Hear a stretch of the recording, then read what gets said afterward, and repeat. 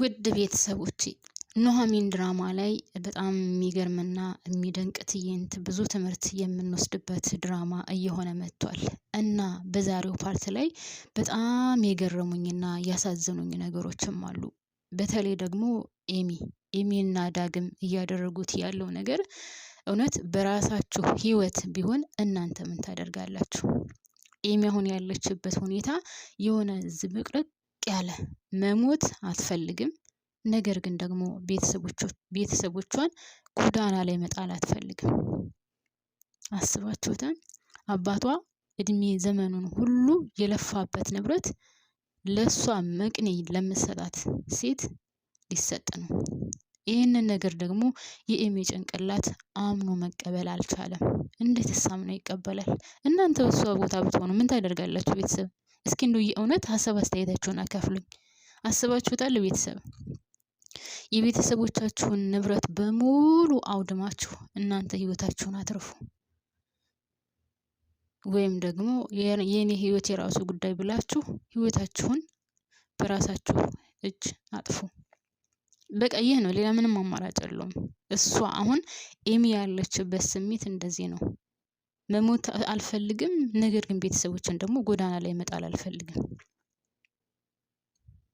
በስማም ማርያምን በጣም ከባድ ነው። ጌታን ስማ ወልድ አታድርስ ነው። እንደዚህ አይነት ውሳኔ በጣም ከባድ ነው። ሰላም የኔ ምርጦች እንዴት ናችሁልኝ? ሰላም ናችሁ ወይ?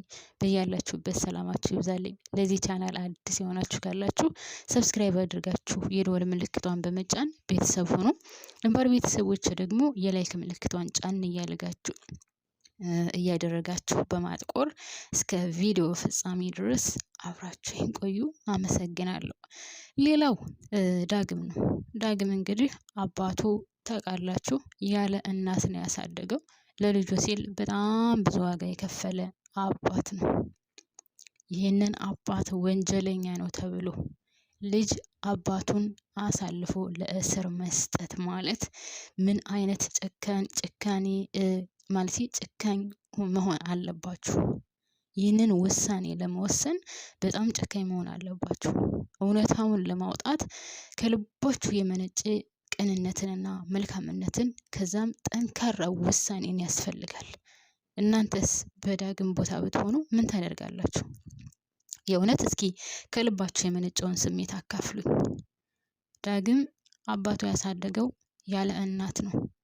እንደ እናትም እንደ አባትም ሆኖ ነው ያሳደገው። ይህ አባቱ ግን ከዕለታት አንድ ቀን ወንጀለኛ ሆኖ ተገኝቷል።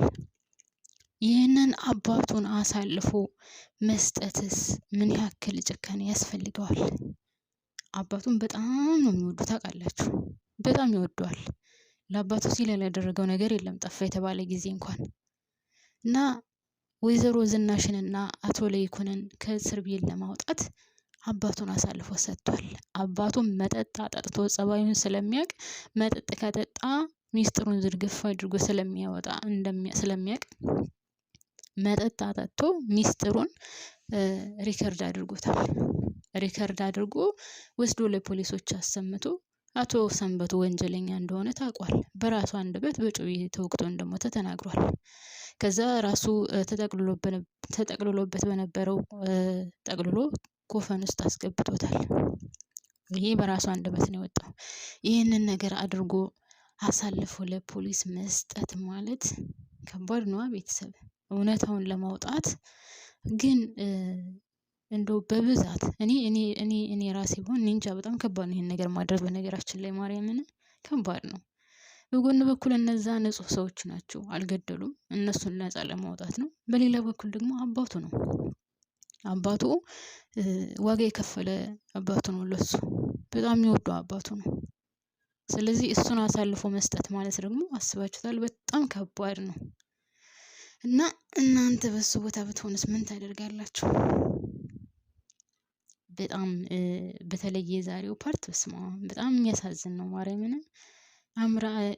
አምራን የምታደርጋቸው ነገሮች አንድ ሰው በህይወትና በሞት መካከል እያለ በዚህ ደረጃ የሰውን ገንዘብ ሰው ያልደከመበትን ያለፋበትን ንብረት ለመውሰድ ሰጥታ ነው መቅኔ ልትሰጥ ነው። በቀላሉ የማይገኝ ነገር ነው የምትሰጠው። ግን ቢሆንም በዚህ ልክ መሆን አለበት? ስማ እያደረገች ያለችው ነገር ጭካኔ የተሞላበት ነው።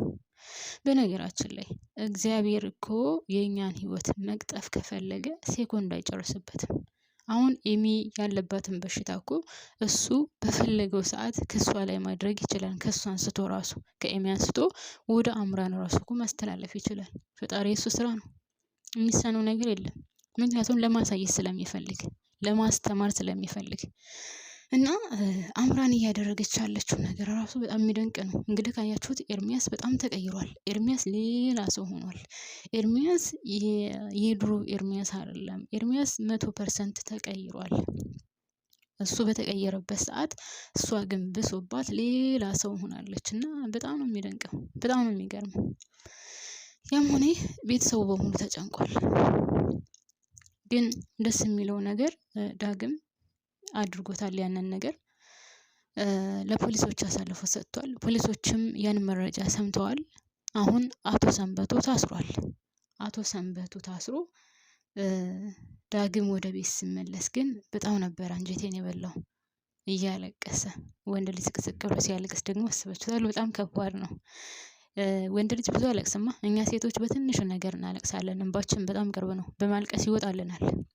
በነገራችን ላይ በዓለም ላይ ወንዶች ችግራቸውን አፍነው በመያዝ በዓለም ላይ የጭንቅላት ማለት ላይክ እብድ ምናምን የሚሆኑት በብዛት ወንዶች ናቸው። አሁን በኢትዮጵያ ደረጃ እንኳን ካያችሁት አማኑኤል ሆስፒታል እንደ አጠቃላይ ስታዩት ወንዱ ነው በብዛት ጭንቅላቱ ተነክቶ እዛ ህመም ውስጥ ያለው እና ወንዶች በብዛት እንደዚህ አይነት ነገር ይገጥማቸዋል። ነገሮችን አፍነው ስለሚይዙ ስለማይናገሩ፣ እኛ ሴቶች ሲከፋን ቶሎ እናለቅሳለን፣ ተሰሚነትም አለን ስናለቅስ።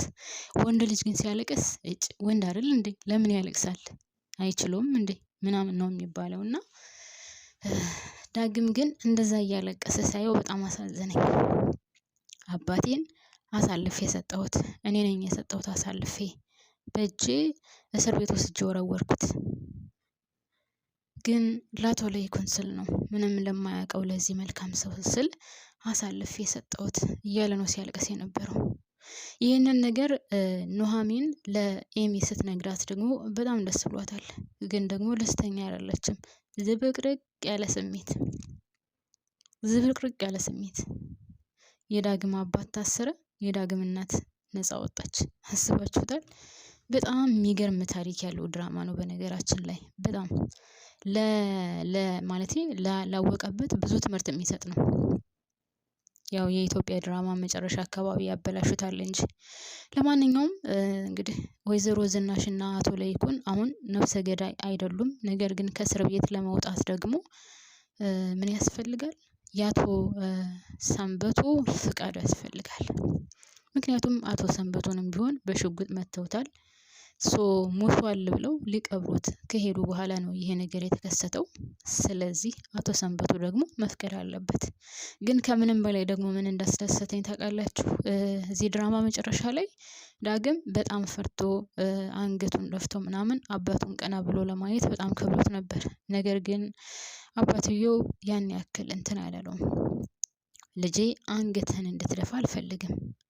አዎ እኔ ወንጀለኛ ነኝ፣ እኔ ነኝ የገደልኩት፣ አንተ ታደርጋለህ ብዬ አላሰብኩም ነበር። ነገር ግን እኔም ብሆን እንዴት አድርጌ እጄን እንደምሰጥ ግራ ገብቶኝ እንጂ እውነታው መውጣቱ አይቀርም ነበር። ይልቁንስ ልጄ አንገትህን ደፍተህ እንድትሄድ አልፈልግም፣ እንድታለቅስም አልፈልግም። ልጄ አንገትህን ቀና አድርገህ እንድትሄድልኝ ነው የምፈልገው። በጭራሽ እኔ አልጸጸትም።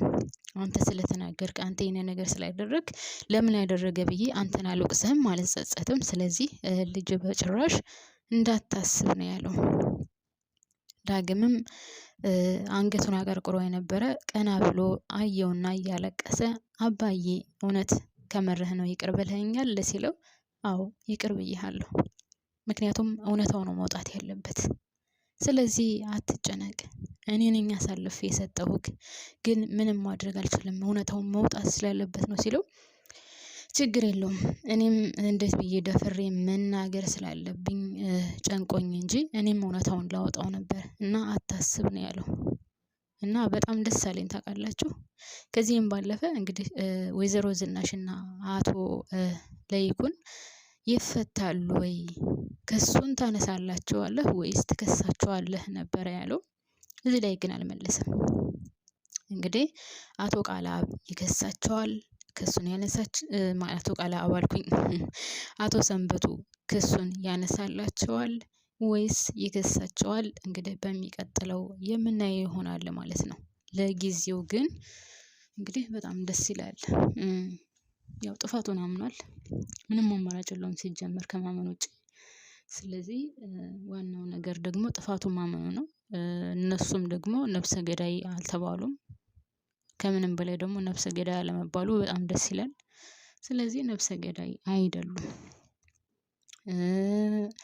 እሱም ቢሆን በቃ ግልግል ነው። በነገራችን ላይ ሰው ገሎ ዛሬ ይዙኝ ይሆን ነገ ይዙኝ ይሆን ዛሬ ይሰማ ይሆን ነገ ይሰማ ይሆን የሚለውን ጭንቅላት ውስጥ አስቀምጦ ከሚሽከረከርበት መገላገል ነው። በቃ ወንጀለኛ ነው። መንግስት እጅ ገብቷል። መንግስት የሚቀጣውን ቅጣት ይቀጣዋል። ታርሞ የተሰጠውን ቅጣት ጨርሶ ይወጣል። ያው ለመንግስት እጅን ከተሰጠ መቼም ያው የገደለ ይገደል አይባልም እኛ ሀገር። ስለዚህ ያው የሚሰጠውን ቅጣት ጨርሶ ይወጣል ማለት ነው። እና ኤሚና ዳግም ግን በጣም ነው ያሳዘኑኝ። በጣም እውነት ከሚገባው በላይ እነሱ አሳዘኑኝ። ከባድ ውሳኔ ዝብርቅርቅ ያለ ምን ማድረግ እንዳለባችሁ። አሁን ዳግም እናቱና አቶ ለይኩን ሊወጡ ነው። በዚህ ደስተኛ ነው። በሌላ በኩል ደግሞ አባቱን አሳልፎ የሰጠው እሱ ነው። በዚህ ደግሞ አንገቱን ደፍቶ ነው የሚቀመጠው። እና ወይዘሮ ዝናሽና አቶ ለይኩን እንኳን ቤት መጥተው እነሱን ባየው ቁጥር አባቱን ያስታውሳል። እና ብቻ ለማንኛውም ድራማው በጣም ደስ የሚል ድራማ ነው። እኔም እዚህ ላይ አበቃለሁ። አመሰግናለሁ።